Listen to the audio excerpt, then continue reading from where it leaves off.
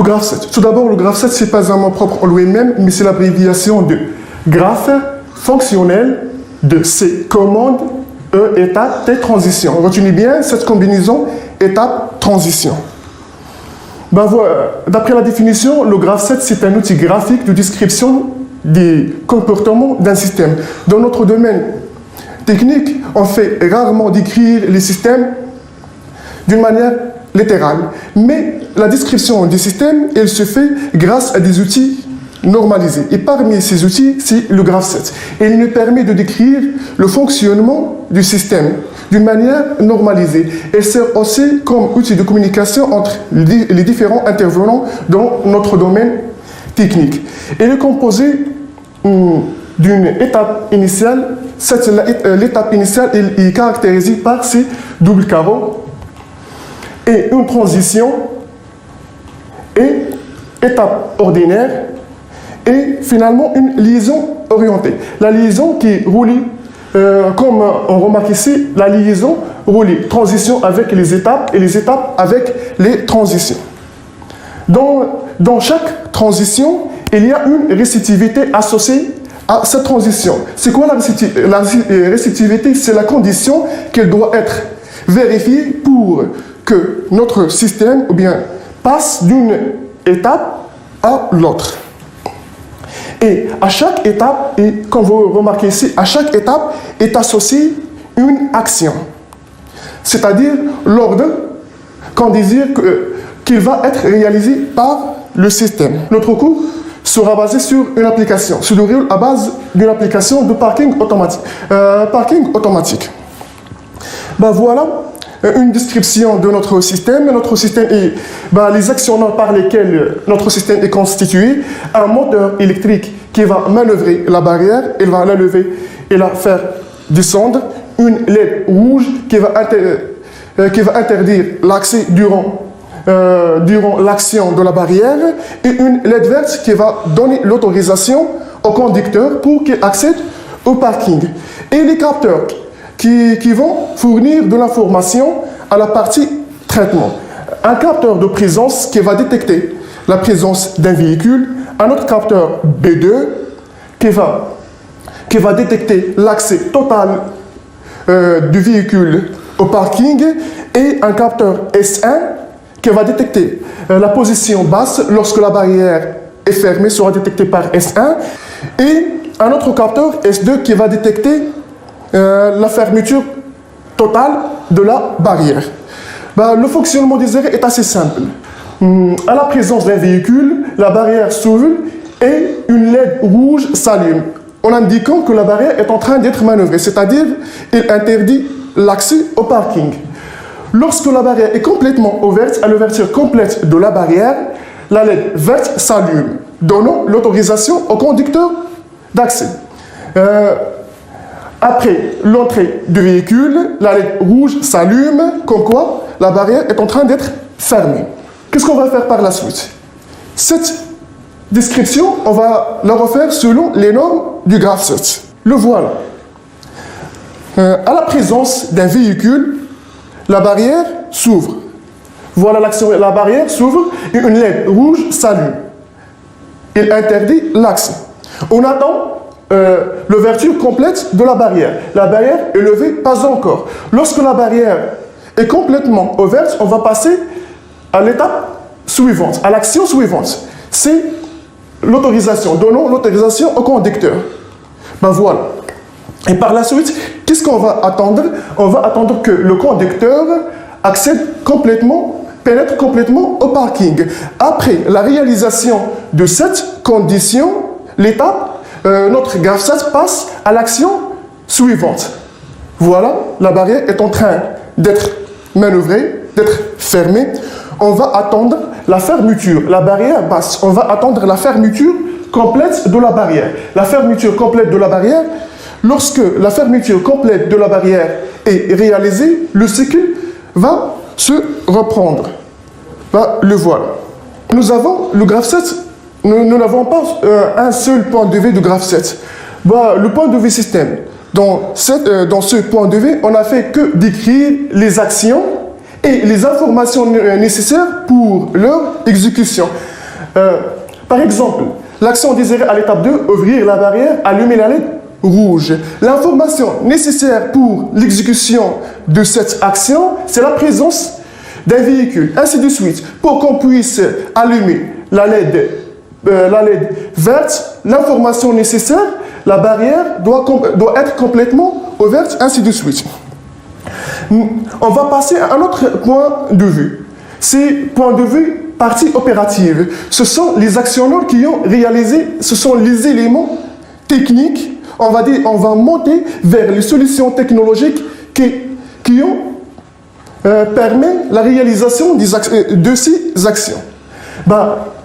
Cette formation est délivrée par le capteur B1 et S1, c'est-à-dire pour que la première action se réalise, la barrière doit être fermée et on doit détecter la présence d'un véhicule par le capteur B1. Ouvrir la barrière. Cette action est concrétisée grâce au moteur. La solution technologique, c'est un moteur qui réalise cette action. C'est un moteur qui réalise cette action.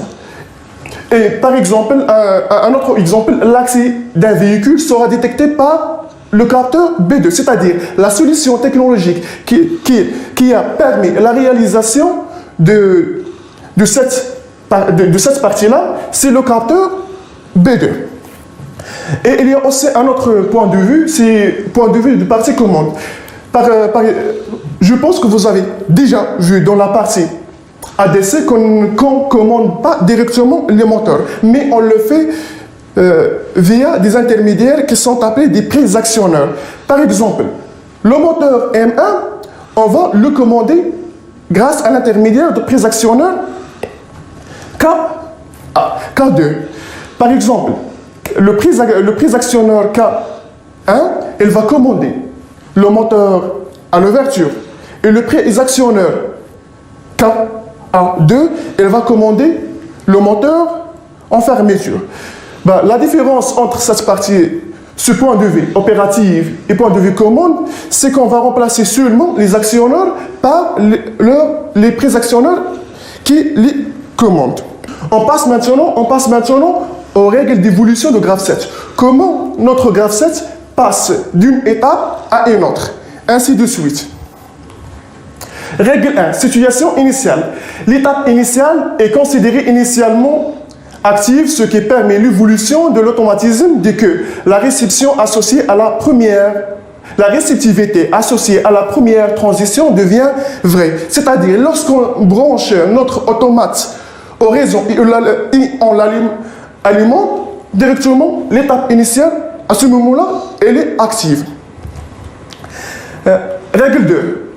Franchissement d'une transition. Comment on traverse une transition? Une transition est dite validée lorsque toutes les étapes immédiatement précédentes reliées à cette transition sont actives.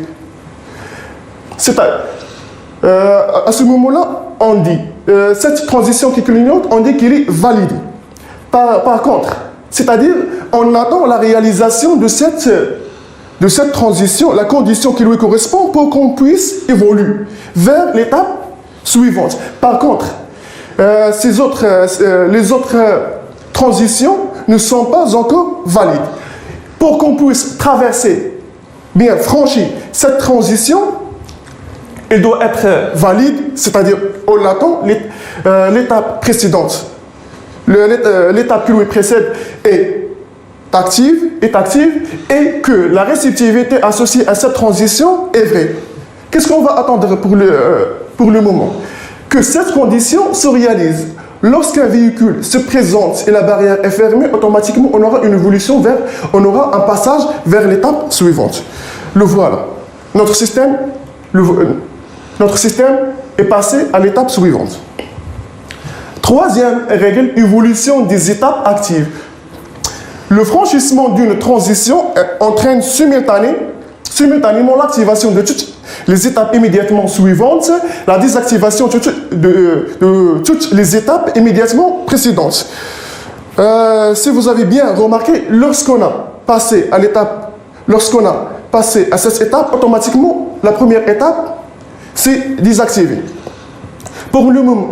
Et c'est de même pour cette étape. Lorsqu'on va franchir cette transition, cette étape, il se désactive et la troisième étape devient active. La voilà. On a désactivation de cette étape et l'activation de l'étape suivante. C'est-à-dire, lorsqu'on franchit une étape, automatiquement, l'étape précédente se désactive. Ben voilà, et ces trois règles sont suffisantes et il y a d'autres qui citent 5 règles. Mais les 2 derniers sont inclus dans la troisième. On peut le considérer comme inclus dans la troisième. Ces 3 règles sont largement suffisantes pour décrire l'évolution du graphe 7. Et les étapes d'évolution du graphe 7, les règles d'évolution, on peut les résumer dans ces 2 équations.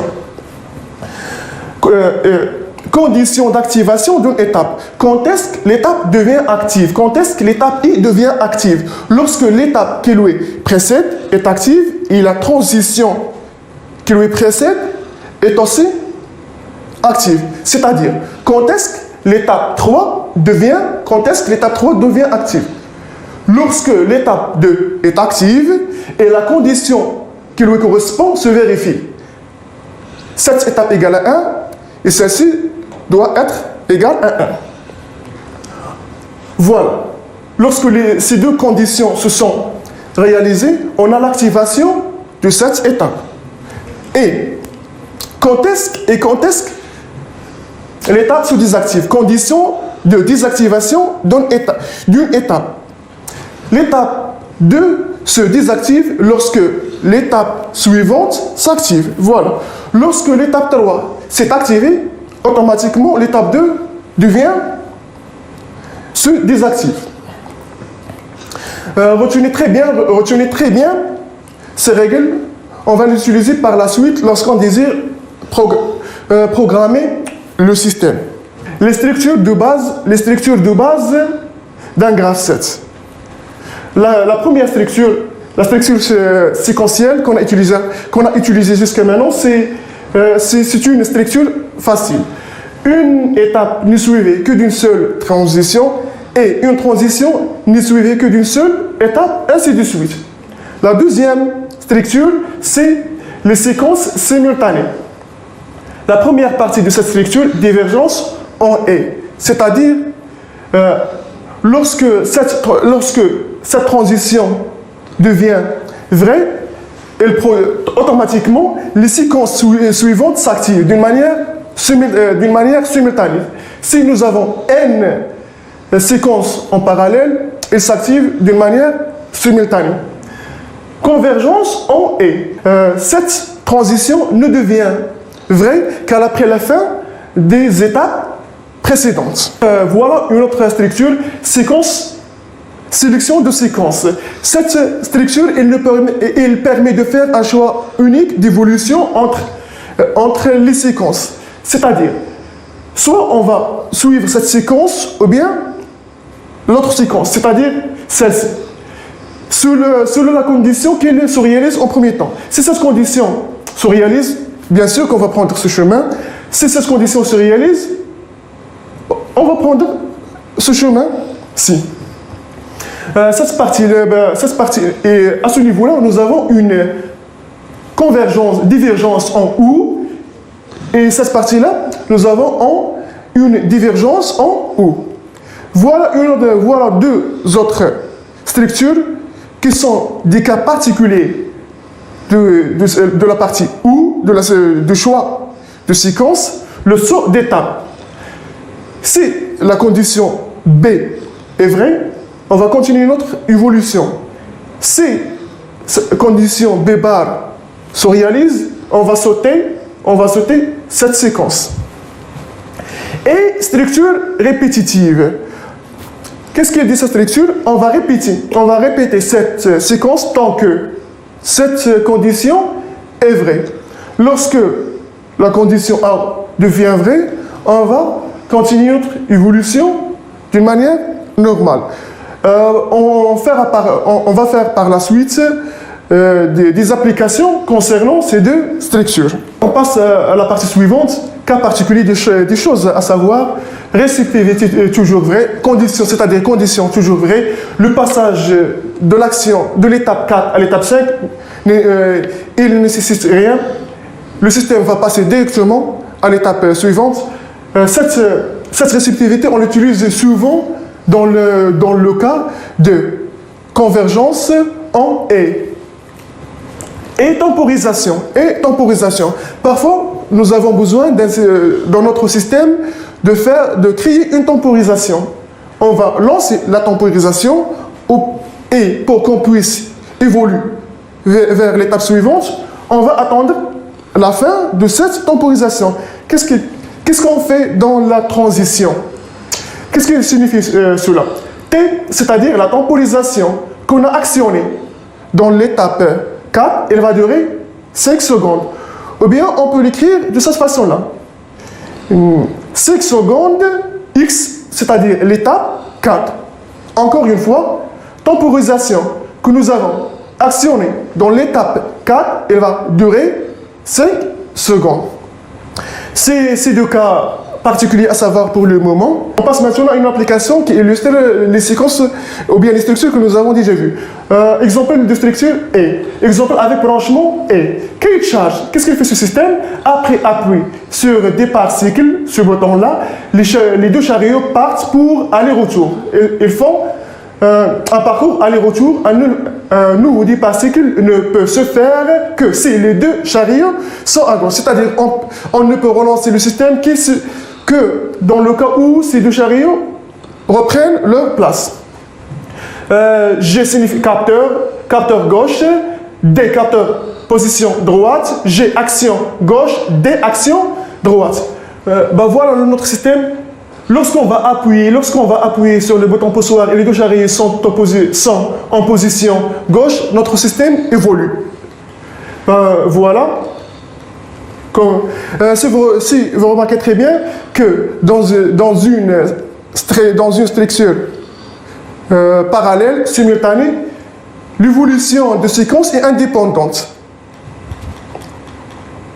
Mais la poursuite en convergence en et ne se fait que si les deux actions avant cette transition sont actives.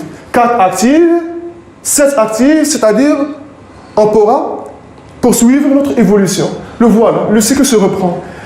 Je vous laisse avec cet exercice d'application, exemple avec branchement ou.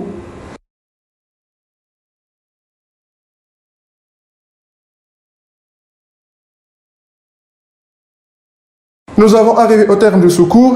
Chers élèves, prenez soin de vous et à la prochaine.